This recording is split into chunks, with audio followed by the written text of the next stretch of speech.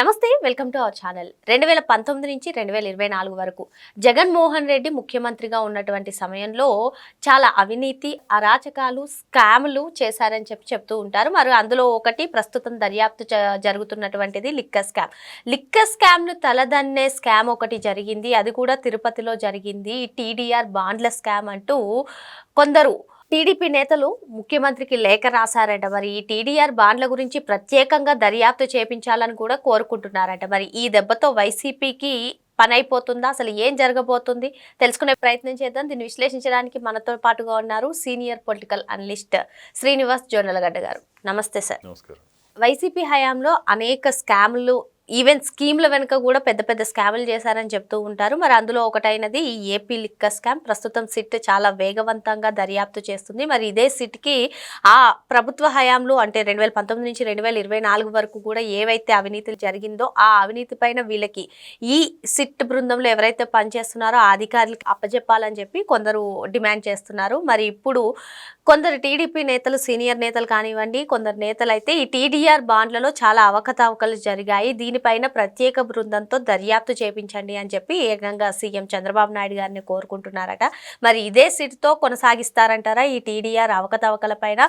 లేదు అంటే ఈ టీడీఆర్ బాండ్ల విషయంలో మరే ప్రత్యేక సంస్థనైనా రంగంలోకి దించుతారా? మొత్తానికి వైసీపీ పరిస్థితి ఏ విధంగా ఉండబోతుంది అంటారు? గుమ్మడికాయల దొంగ ఎవరంటే భుజాలు దడుకున్నట్టుగా బొమ్మన కరుణాకర్ రెడ్డి గారే అసలు ఈ విషయాన్ని, ఈ భాగవతాన్ని బయటకు తీసుకొచ్చాడు.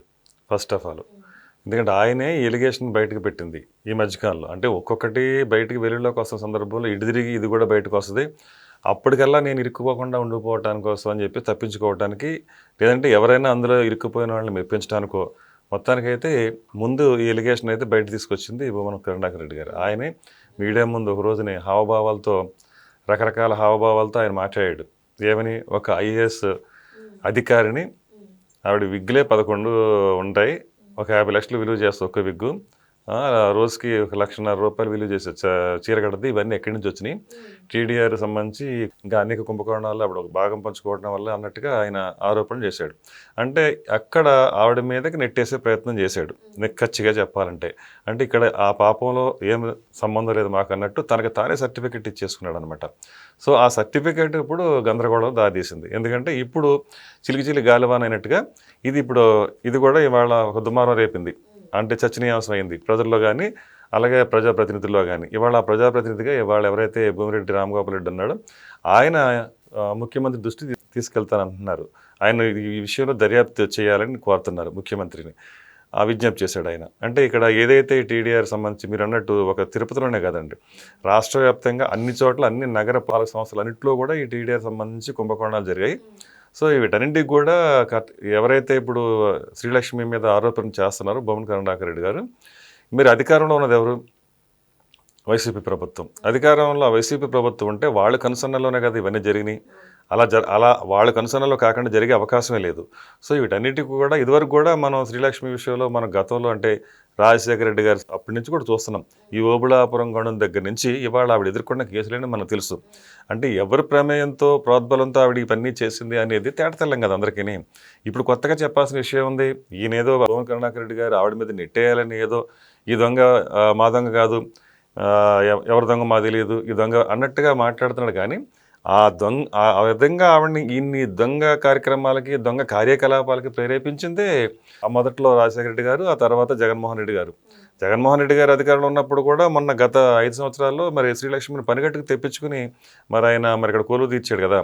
సో మరి ఆ సందర్భంలో కూడా మరి ఇవన్నీ జరిగినాయి. ఇవన్నీ కూడా దొంగలు ఊళ్ళు పంచుకున్నట్టు ఆవిడ ఏంటంటే అప్పటికీ తెలివైన దొంగ, అనుభవం ఉన్న దొంగ కాబట్టి, అంటే వీళ్ళ ఉద్దేశంలోనూ ఆవిడని తెచ్చుకుని మళ్ళీ ఇక్కడ వాళ్ళ కార్యకలాపాలు చేసుకున్నారు. ఆవిడ కూడా మరి మొదట్లోనేమో రియలైజ్ అయినట్టుగా మాట్లాడి, తర్వాత ఏమో అంటే ఒకసారి ఇప్పుడు నాంపల్లి కోర్టు దగ్గర అరెస్ట్ అయిన సందర్భంలో 10 నెలలు కారాగార శిక్ష అనుభవించింది ఈవిడ. అప్పుడు గుళ్ళని ఏడుస్తా ఎదురుపడ్డ సందర్భంలో ఇదంతా నీ వల్ల జరిగింది, నాకు ఇది ఇస్తే నీ వల్లే వచ్చిందని జగన్మోహన్ రెడ్డి మీద ఆక్రోశించిన సందర్భం కూడా ఉందని ఆ రోజుల్లో అనుకున్నారు. మరి అలాంటి మరి ఆ విధంగా తన జీవితం అన్యాయం అయిపోవడానికి కారణమే రాజశేఖర రెడ్డి కుటుంబం, అలాగే జగన్మోహన్ రెడ్డి అని తెలిసిన తర్వాత కూడా ఈ ఓబుళాపురం గనుల విషయంలో ఎవరైతే ఇప్పుడు గాలి జనార్దన్ రెడ్డి, వీళ్ళ వల్లే కదా ఆ స్థితి వచ్చింది. తెలిసిన తర్వాత కూడా ఆవిడ రిలీజ్ అయింది లేదుగా.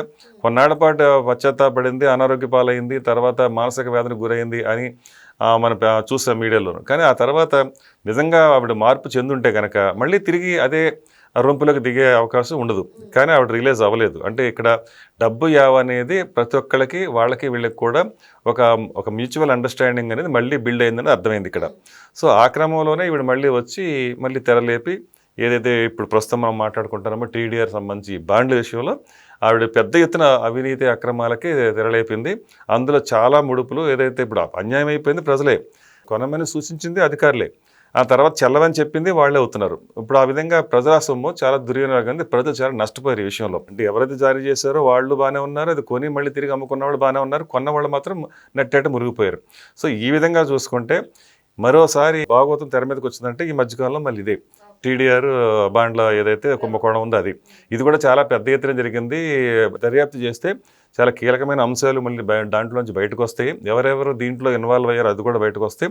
ఇప్పుడు ఎవరైతే భువన కరుణాకర్ రెడ్డి గారు తనకి తానే సెల్ఫ్ సర్టిఫికేట్ చేసుకుంటున్నాడో ఇందులో మాకే సంబంధం లేదని నెట్టేయాలని ప్రయత్నం చేశాడు. శ్రీలక్ష్మి ఎలాగో అదే అవినీతి అక్రమ కేసుల్లో ఉంది, ఆవిడ 10 ఏళ్ళు జైలు కూడా శిక్ష కూడా అనిపించింది కాబట్టి ఇది కూడా ఆవిడ నెత్తినే పడేస్తే ఇంకో కొన్నాళ్ళు 5 ఏళ్ళు 10 ఏళ్ళు జైల్లో పడి ఉంటుంది అని అనుకోవాలేమో. మరి ఈయన ఉద్దేశం అలానే ఉంది. ఇవాళ మళ్ళీ ఏమీ ఎరగనట్టు నిన్న మిథున్ రెడ్డిని ములాఖత్ కోసం అని చెప్పి రాజమండ్రి జైల్లో ఈయన కలిశాడు. మళ్ళీ నేరస్తులను కలవడానికి కదా వీళ్ళు వెళ్ళేది, వీళ్ళు నేరస్తులను కలవడానికి వెళ్తారు.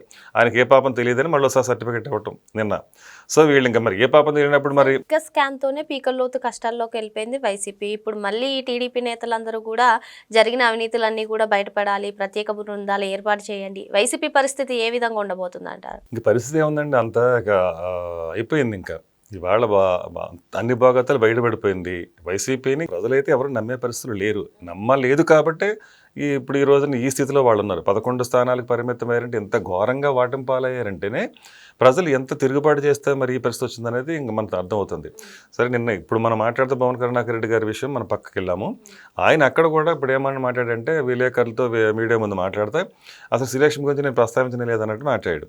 ప్రస్తావించి ఆవిడని పరోక్షంగా తీసుకొచ్చి తెర మీదకి మాట్లాడిన తనే ఇప్పుడు నాకేమో సంబంధం లేదు, అసలు నేను మాట్లాడలేదు ఆవిడ గురించి అన్నట్టుగా మాట్లాడుతున్నాడు. సో ఈ విధంగా ఒకసారి తెర మీదకి తీసుకొచ్చిన అంశాన్ని మళ్ళీ వెనక్కి ఎలాగ తీసుకోవాలో అర్థం కాని గందరగోళ పరిస్థితుల్లో భువన కరుణాకర్ రెడ్డి కొట్టుమిట్టాడుతున్నాడు. సరే ఇప్పుడు మీరన్నట్టు ఇప్పుడు ఈ కేసులు ఏదైతే స్కామ్స్ ఉన్నాయో ఇవన్నీ ఒక్క స్కామ్ అని కాదండి, లెక్క పెట్టుకుంటా పోతే మనకి కొత్తగా ఇదివరకు కూడా అనుకున్నాం, రేపేం కొత్తగా మనకు ఇంకొక స్కామ్ బయట వస్తుంది అనేది ప్రతిరోజు ఒక చర్చ. ఇది మళ్ళీ రేపు ఇంకొకటి, ఆ మన్నాడు ఇంకొకటి, ఇలా వస్తూనే ఉన్నాయి. ఏ విధంగా చూసుకున్నా స్కాముల ప్రభుత్వంగా వైసీపీ గవర్నమెంట్ కేవలం స్కాముల ప్రభుత్వంగానే తను ఒక ముద్ర వేసేసుకుంది. 5 ఏళ్ల గత 5 ఏళ్ల పాలన అంతా అలాగే జరిగింది. కాబట్టి ఇక ఈ స్కాముల ప్రభుత్వాన్ని ప్రజలు తిరస్కరించారు, భవిష్యత్తులో బహిష్కరిస్తారు. మరో అంశంతో మళ్ళీ కలుద్దాం. Thank you sir. నమస్కారం.